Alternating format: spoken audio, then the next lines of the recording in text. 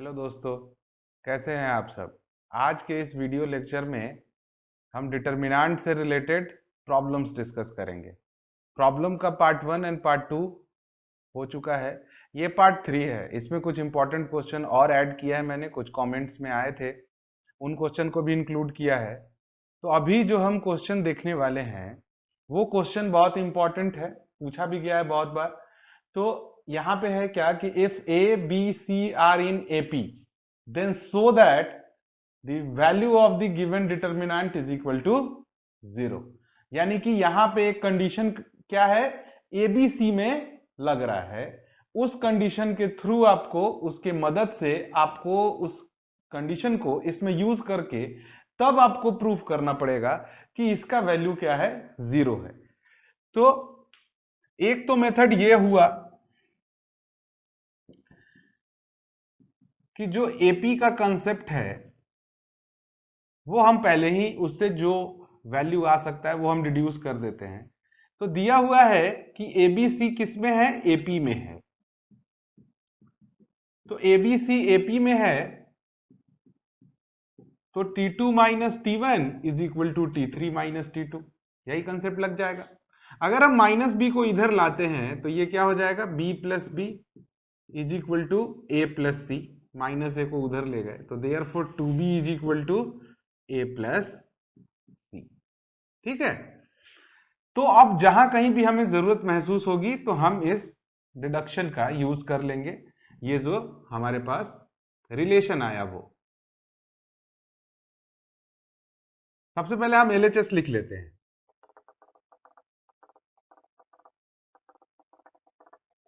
अब अगर आप इसको देखते हैं तो R1 और R3 को जब आप ऐड करेंगे तो ये आएगा 2x प्लस 4, ये आएगा 2x प्लस 6। तो ये इसका डबल आ रहा है। तो उसी तरह से इस दोनों को भी ऐड करके और देखते हैं वैल्यू सब्स्टिट्यूट करके। तो अभी हम क्या करने वाले हैं, जो ऑपरेशन लगाने वाले हैं वो है R1 प्लस R3। R1 की जगह पे हम क्या लिखेंगे, R1 प्लस R3। तो ये क्या हो जाएगा, ऐड करके x प्लस 1 में x प्लस 3 ऐड करेंगे तो ये हो जाएगा 2x प्लस 4। ठीक है। फिर यहां पे हो जाएगा 2x प्लस 6। फिर यहां पे हो जाएगा 2x plus a plus c।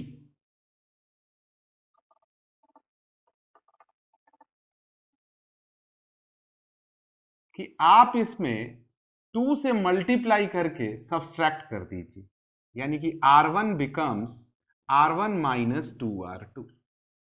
ठीक है। तो क्या होगा आप खुद देखिए, 2 से मल्टीप्लाई करने पर ये 2x प्लस 4 होगा, सब्सट्रैक्ट करेंगे तो ये 0 हो जाएगा। ये 2x प्लस 6 होगा, सब्सट्रैक्ट करेंगे तो 0 हो जाएगा। और यहां पे अगर हम सब्सट्रैक्ट करेंगे तो 2x से 2x तो कैंसिल हो जाएगा, पर यहां पे क्या हो जाएगा, a plus c minus 2b। 2 से मल्टीप्लाई करके सब्सट्रैक्ट करना था, बाकी जैसे का तैसा। तो ये देखिए हमारे पास यहाँ पे 0 आ गए। अब हम क्या करेंगे यहाँ पे कि हमने जो डिडक्शन निकाला था, हमने जो रिलेशन निकाला था ए बी सी के बीच में, हम अब वो इसमें यूज कर लेंगे। तो यूज करने के बाद क्या हो गया, a प्लस सी का वैल्यू 2b है, नहीं तो आप जैसे ही यहां पे पुट करेंगे तो ये हो जाएगा 2b माइनस 2b, और ये क्या हो जाएगा 0। और जैसे ही किसी भी रो का या कॉलम का सारा एलिमेंट 0 हो जाता है तो उस डिटर्मिनेंट का वैल्यू क्या होता है, 0। तो दिस इज इक्वल टू 0 हो गया। तो ये एक तरीका है। सेकेंड मेथड वो भी आसानी है, आप देख सकते हैं। सेकेंड मेथड में हम क्या करेंगे, मेथड क्या है, बस ट्रांसफॉर्मेशन बदल दिया तो एक नया मेथड हो गया। ऐसा कुछ नहीं है कि कुछ डिफरेंट करने वाले हैं, बस यही है कि ट्रांसफॉर्मेशन हम चेंज कर देंगे।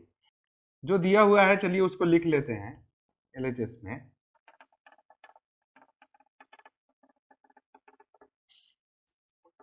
अब हम जो इसमें ट्रांसफॉर्मेशन लगाने वाले हैं, अब आप उसे देखिए। हम अभी ट्रांसफॉर्मेशन लगाएंगे, R3 becomes R3 minus R2, पहले ये लगा देंगे, और फिर R2 becomes R2 minus R1, यानी कि सबसे पहले R3 में लगा देते हैं। तो आपको क्या करना है, R3 में से R2 को सब्सट्रैक्ट करना है।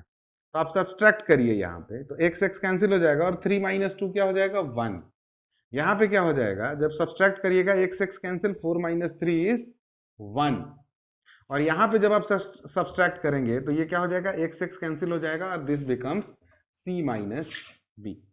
ठीक है, अब R2 में से R1 को घटाएंगे तो यहाँ x x कैंसिल हो जाएगा, 2 माइनस 1 इज 1, यहाँ पे भी 1, और यहाँ पे क्या हो जाएगा, b माइनस a। क्या हो जाएगा, b माइनस a, और R1 में तो कोई चेंज हुआ ही नहीं, तो ये हो गया x plus 1, x plus 2 and x plus a। अब जो है कि फिर से अब इसमें भी हम जो रिलेशन है वो एक डेवलप करते हैं। तो यहां पर हम रिलेशन वही है कि ABC क्या है, AP में है। तो AP में है तो therefore B minus A is equal to C minus B, और हमने इसको कॉमन डिफरेंस मान लिया D, हमने इसको D मान लिया क्योंकि D ही कहते हैं। तो उस हिसाब से अगर हम यहाँ पे B माइनस A का वैल्यू और C माइनस B का वैल्यू अगर हम पुट कर दे इसमें, तो ये दोनों D D हो जाएगा ना। तो हमारा जो डिटर्मिनेंट है वो क्या हो जाएगा। अब आप बताइए कि हमने एक प्रॉपर्टी पढ़ा था, उस प्रॉपर्टी में क्या था कि या अगर दो रो या दो कॉलम आइडेंटिकल हो जाएं तो डिटर्मिनेंट का वैल्यू क्या हो जाता है, 0। तो यहां पर क्या हो गया, R2 and R3 are identical,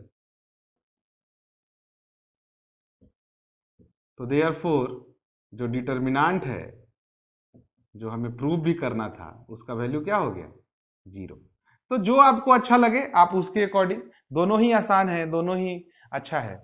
अब इसके बाद हम सेकंड क्वेश्चन डिस्कस करते हैं। तो अभी हम देखेंगे सेकंड क्वेश्चन। सेकंड क्वेश्चन में क्या है, इस टाइप का क्वेश्चन हमने पिछले वीडियो में किया है, पर वहां पे क्या था, स्क्वायर था, ए स्क्वायर बी स्क्वायर सी स्क्वायर। इसमें क्या है, एक स्टूडेंट ने पूछा कि आप सर इसे फिर से बता दीजिए, तो थोड़ा सा उससे एक दो स्टेप ज्यादा काम करना पड़ेगा। तो यहाँ पे क्या हो गया, a cube b cube c cube हो गया है, जहां पे स्क्वायर था वहां पे। तो इसमें भी वैसे ही है, मैंने आपको कहा है कि जैसे ही आपको 1 दिखाई दे आप खुश हो जाइए। क्यों खुश होना है, क्योंकि 0 लाना आसान है। हम 0 लाते हैं, उसी बीच में हमें ये मिल जाता है जो भी फैक्टर्स होता है। तो जो दिया हुआ है उसको पहले लिख लीजिए, LHS। अब यहां पे क्या करिए आप, R1 becomes R1 minus R2 कर दीजिए, और R2 becomes R2 minus R3 कर दीजिए, क्योंकि आपको पता ही है करने पे A माइनस बी और यहाँ AQ माइनस BQ होगा, तो उसमें से हम कॉमन निकाल पाएंगे और साथ साथ हमें 0 भी मिल जाएगा। तो सब्सट्रैक्ट करिए, तो 0 A माइनस बी और AQ माइनस BQ, और यहाँ पे 0 B minus C BQ minus CQ, और बाकी 1C CQ। तो अब क्या है कि आपको पता होना चाहिए कि a cube minus b cube का फॉर्मूला होता है a minus b into a square plus a b plus b square. तो बस उसी तरह से b cube minus c cube का भी फॉर्मूला क्या हो जाएगा, तो यहां पे ए माइनस बी हो जाएगा, और इसकी जगह पे जब हम ये वैल्यू रखेंगे तो ए माइनस बी फर्स्ट रो से कॉमन हो जाएगा। तो ये हमने लिख लिया। अब हम क्या करेंगे, ए माइनस बी फर्स्ट रो से कॉमन लेंगे और b माइनस सी सेकेंड रो से कॉमन लेंगे, तो हमारे पास क्या बचेगा। अब हम क्या करते हैं कि एक 0 और ले आते हैं, वो आसानी से मिल रहा है, तो हम क्या करते हैं, यहां पे इसको सब्सट्रैक्ट कर देते हैं, R1 becomes R1 minus R2 कर देते हैं। तो बी स्क्वायर कैंसिल हो जाएगा, क्योंकि ये तो तीनों निगेटिव में आ जाएंगे ना, तो ये इससे कैंसिल हो जाएगा, और A square minus C square को एक साथ कर लेते हैं, और A B minus B C को एक साथ कर लेते हैं, और बाकी जैसे का तैसा। तो अब क्या होगा, आप यहां से a माइनस सी कॉमन ले सकते हैं, कैसे, तो ये a square minus C square है, तो वो हो जाएगा a minus c into a plus c, लिख लेते हैं इसको।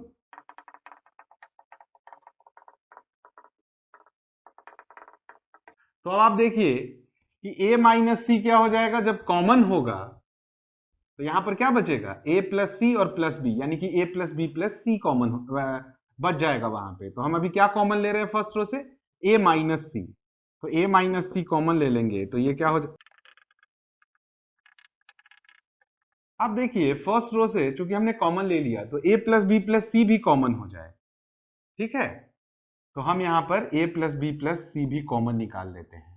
तो क्या मिलेगा हमें, a minus b, b minus c और a minus c into 0 0 1 0 1 b square plus b c plus c square and 1 c c cube. अब हम क्या करेंगे, एक्सपेंशन कर देते हैं। तो एक्सपेंडिंग अलोंग फर्स्ट रो कर सकते हैं।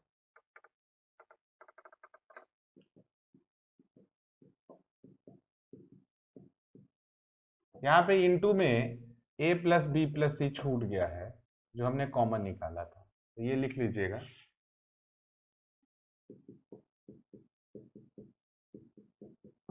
और जब आप यहाँ पे इसका एक्सपेंशन करेंगे तो 0 माइनस 0 प्लस 1, और जब आप इसको करेंगे तो ये हो जाएगा 0 1 1 सी। तो ये c इंटू 0 माइनस 1, तो ये फाइनली क्या आएगा, -1 आएगा। अब चूंकि यहाँ पे -1 आना ही है तो हम अगर यहाँ से -1 कॉमन निकाल लें तो ये c माइनस ए हो जाएगा, तो साइक्लिक ऑर्डर भी मेंटेन हो जाएगा। तो a minus b, b minus c, और अगर हमने यहाँ से -1 कॉमन निकाल लिया तो ये क्या हो जाएगा, c माइनस, तो यहाँ a प्लस बी प्लस सी होगा और फिर यहाँ पे ये -1 हो गया, तो -1 और ये आपका -1 मिलके +1 हो गया। तो हमें जो प्रूफ करना था उसमें c माइनस ए था, पर यहाँ पे हमें आया था a माइनस सी। वो डिटर्मिनेंट का जो वैल्यू आया -1, उससे ये एडजस्ट हो गया। तो फाइनल वैल्यू क्या आ गया, a minus b, b minus c, c minus a into a plus B plus c, यही हमें लाना था। तो अब हम देखेंगे question number third number question में क्या दिया हुआ है, for a fix positive integer n prove that n factorial, n plus 1 factorial, n plus 2 factorial, n plus 1 factorial, n plus 2 factorial, n plus 3 factorial, और फिर थर्ड रो में है n plus 2 factorial, n plus 3 factorial और n plus 4 factorial। यानी कि इस question का value इतना लाना है, बस सब कुछ तो डिटरमिनेंट ही जैसा है, बस यहाँ पे क्या हुआ कि फैक्टोरियल का कंसेप्ट आ गया। तो हम फैक्टोरियल का कंसेप्ट जानते हैं, फैक्टोरियल क्या होता है, product of first n natural number, n into n minus 1 into n minus 2 into कहाँ तक, तो 3 to 1 तक। तो उस हिसाब से हम बस सारे दिए हुए वैल्यूज को तोड़ेंगे, कॉमन निकालेंगे और सॉल्व करेंगे, बस इतना ही कंसेप्ट है।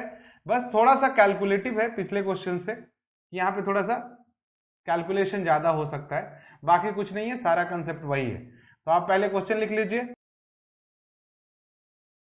तो अगर हमने फर्स्ट रो से n फैक्टोरियल कॉमन निकाला तो यहां पर क्या बचेगा, 1, क्योंकि n फैक्टोरियल पूरा निकल गया। अगर यहां से निकालते हैं तो n प्लस 1 फैक्टोरियल को क्या लिख सकते हैं, n plus 1 into n factorial. तो यहां पर क्या बचेगा, n प्लस 1, n फैक्टोरियल निकल गया। और यहां पे क्या बचेगा, n plus 2 into n plus 1। इसके बाद फिर n फैक्टोरियल होता, वो हमने कॉमन निकाल लिया। ठीक उसी तरह से दूसरे रो से हमने n प्लस 1 फैक्टोरियल को कॉमन निकाल लिया, तो यहां पर क्या बचा, 1। यहां पर क्या बचा, n प्लस 2, और यहां पे क्या बचा, n प्लस 3 इंटू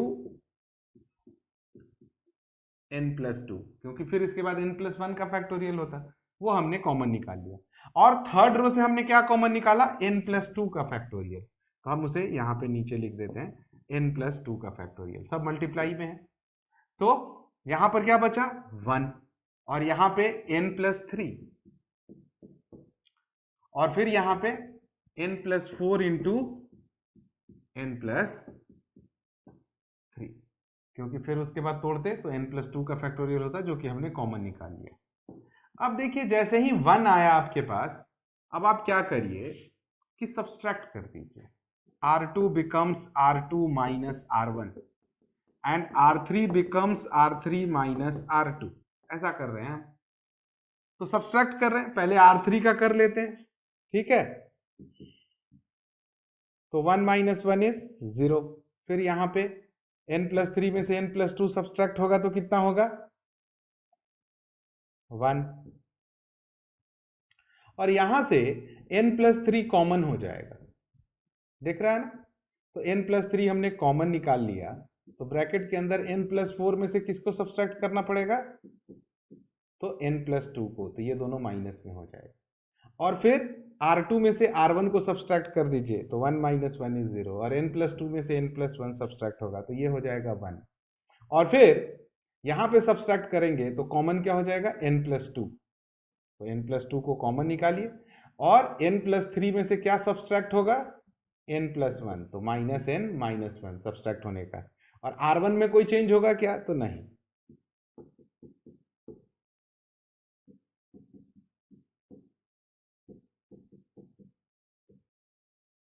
क्या हुआ हमारे पास कि यहां से n और n कैंसिल हो गए, और 3 - 1 इज 2 एंड 4 - 2 इज ऑल्सो 2, तो यहां भी हमें क्या मिला, 2, और यहां भी मिला 2, तो इसको लिख लीजिए, यही मिला हमें। अब हम क्या करेंगे, अब हम घटा देते हैं, और यहां पे जो हमें मिला था, जो भी फैक्टर में था, हम उसे लिख लेते हैं। ठीक है, जो फैक्टर में हमने निकाला था कॉमन, n फैक्टोरियल, n+1 का फैक्टोरियल और n+2 का फैक्टोरियल, ये तो रहेगा ही हमारे पास, उसको छोड़ना नहीं है। अब हम फिर से एक ट्रांसफॉर्मेशन यूज कर लेते हैं, R3 बिकम्स R3 - R2, ठीक है। तो उससे क्या हो जाएगा, ये 0 हो जाएगा, ये तो पहले से 0 है ही, तो ये हो गया n फैक्टोरियल, n+1 का फैक्टोरियल और n+2 का फैक्टोरियल।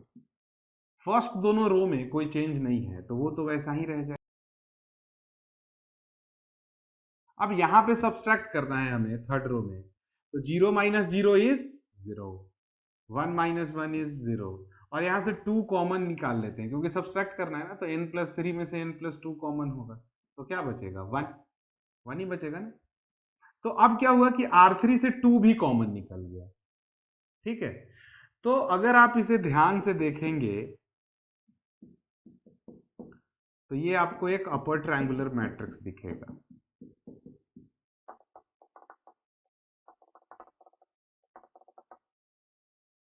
और अपर ट्रायंगुलर मैट्रिक्स का डिटर्मिनेंट क्या होता है, product of the diagonal element, तो 1 × 1 × 1। अगर आपको डाउट है आप एक्सपेंशन भी करिएगा, फिर भी यही आएगा।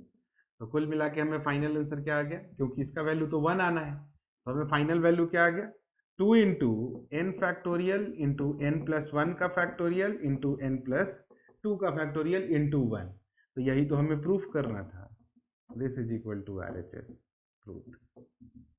तो अब आप इस वीडियो का लास्ट क्वेश्चन देखते हैं, क्वेश्चन नंबर 4। अभी जो हम क्वेश्चन देखेंगे वो बहुत इंपॉर्टेंट क्वेश्चन है, क्वेश्चन नंबर 4, जो इस वीडियो का लास्ट क्वेश्चन है।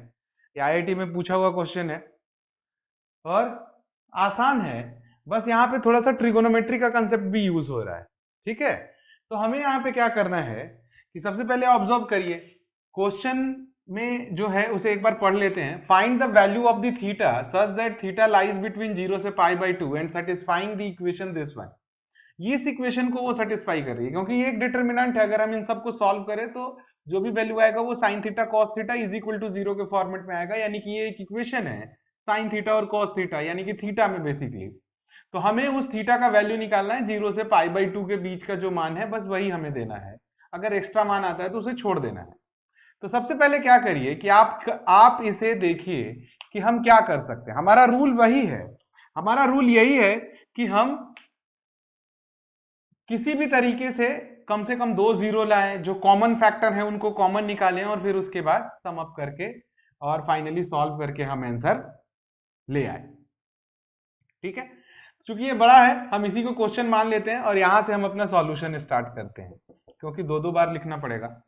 तो अभी क्या करते हैं कि हमें एक ट्रांसफॉर्मेशन लगाना है। तो अगर हम ट्रांसफॉर्मेशन देखें, तो अगर हम रो वाइज अगर कुछ करते हैं तो 1 + 3 cos स्क्वायर थीटा, फिर 1 + 3 sin स्क्वायर थीटा, और फिर ये कुछ ऐसा आ रहा है जिसमें कुछ नहीं आ रहा है। लेकिन अगर आप कॉलम वाइज, क्योंकि दो ही ऑप्शंस होते हैं हमारे पास, सम करना है तो रो वाइज या कॉलम वाइज कुछ कर सकते हैं, तो रो वाइज में तो नहीं आया। लेकिन अगर एक ट्रांसफॉर्मेशन आप देखते हैं, C1 becomes C1 + C2 + C3, थोड़ा सा तो हिट एंड ट्रायल करना पड़ेगा। तो जब आप इसको करेंगे तो यहां पर क्या हो जाएगा, 1 plus cos square theta plus sine square theta plus 4 sine theta.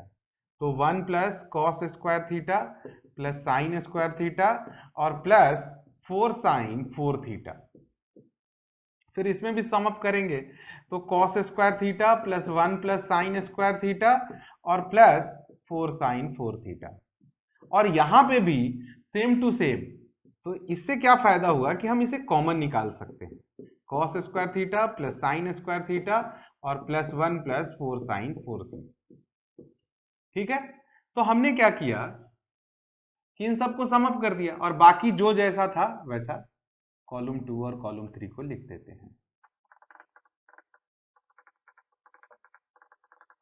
क्योंकि ये एक इक्वेशन है तो इज इक्वल टू 0 हमें सॉल्व करना ही पड़ेगा। ठीक है, अगर आप यहां पे देखें cos square theta plus sine square theta को अगर हम जोड़ देते हैं तो ये क्या हो जाएगा 1, तो 1 प्लस 1 कितना हो जाएगा 2, यानी कि 2 प्लस 4 साइन 4 थीटा, यहां पे भी 2 प्लस 4 साइन 4 थीटा। तो अगर आप एक स्टेप कम करना चाहते हैं तो आप सीधे कॉमन निकाल लीजिए 2 प्लस 4 साइन 4 थीटा। तो जैसे ही आपने इसको कॉमन निकाला तो ये तो सब में था ना, तो यहाँ पे हो गया 1 1 1 और बाकी जो है उसे लिख दीजिए।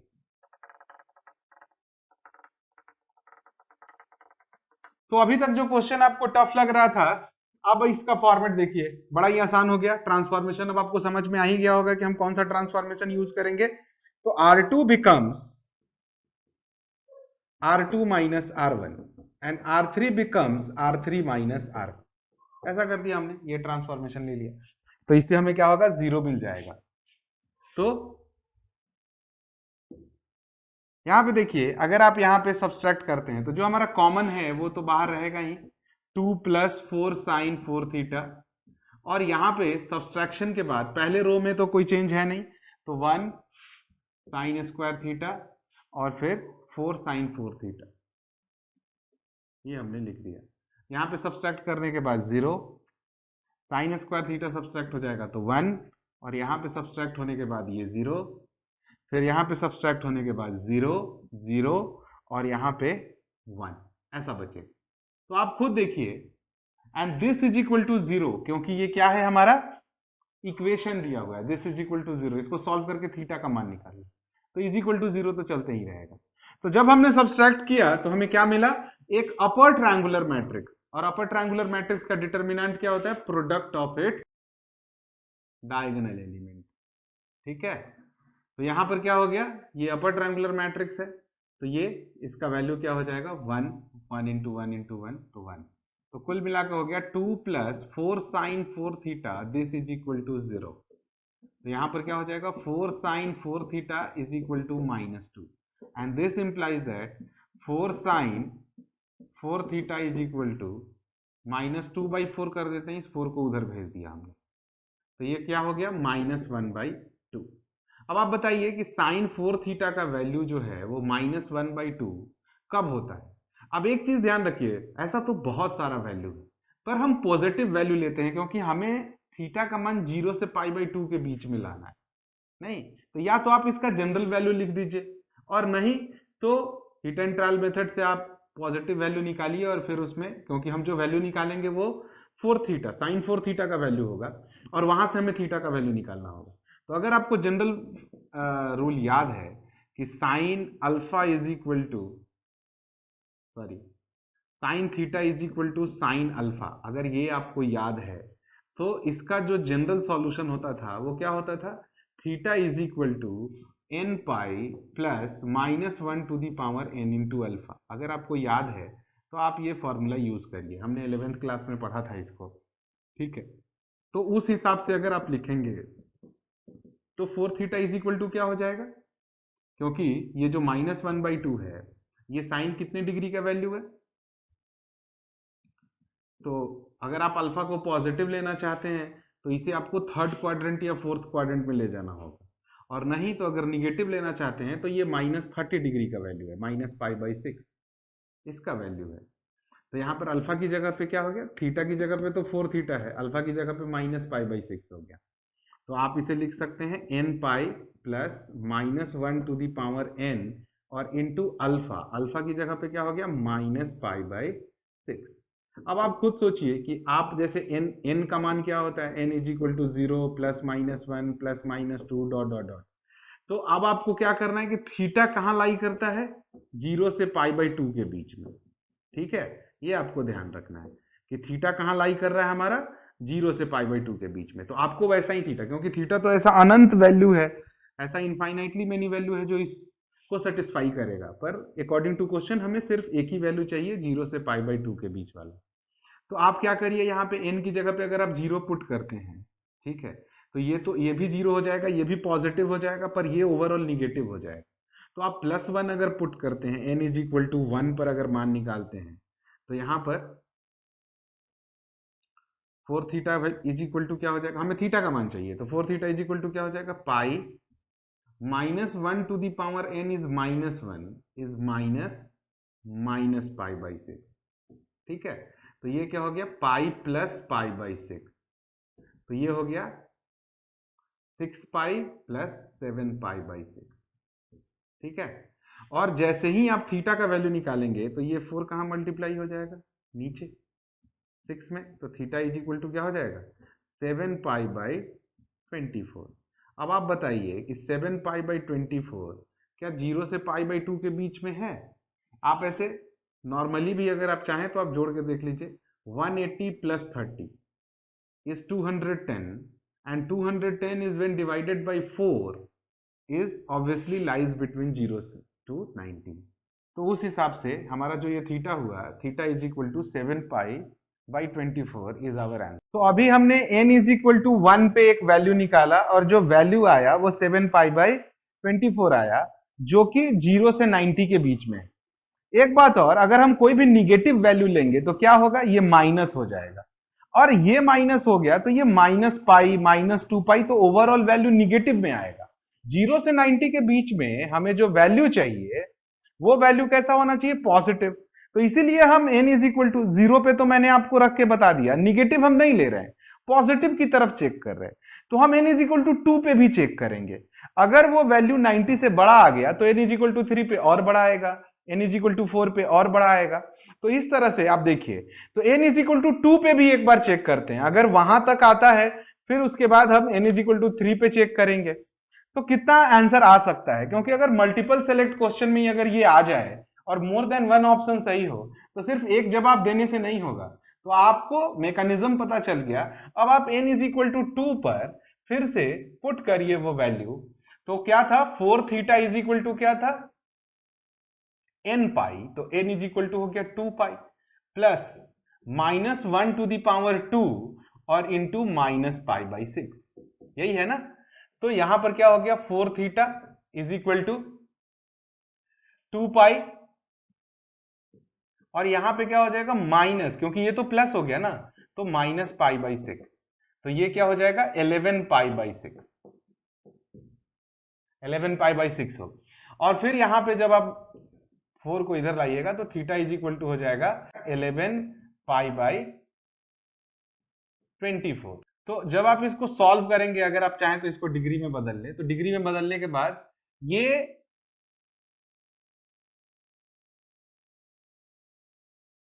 82.5 डिग्री के बराबर आएगा।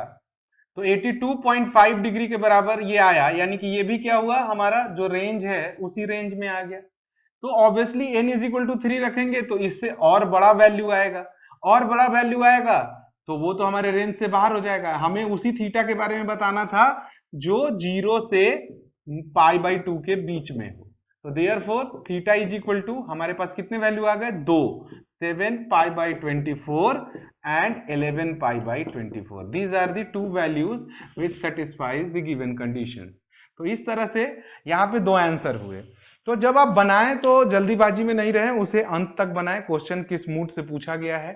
अगर ऐसा क्वेश्चन अगर सिंगल ऑप्शन टाइप क्वेश्चन है तो कभी भी वो दो ऑप्शन सही नहीं देगा, तब तो फिर आपका एक ऑप्शन मिला आप टिक करिए, फिर ज्यादा उसमें दिमाग मत लगाइए।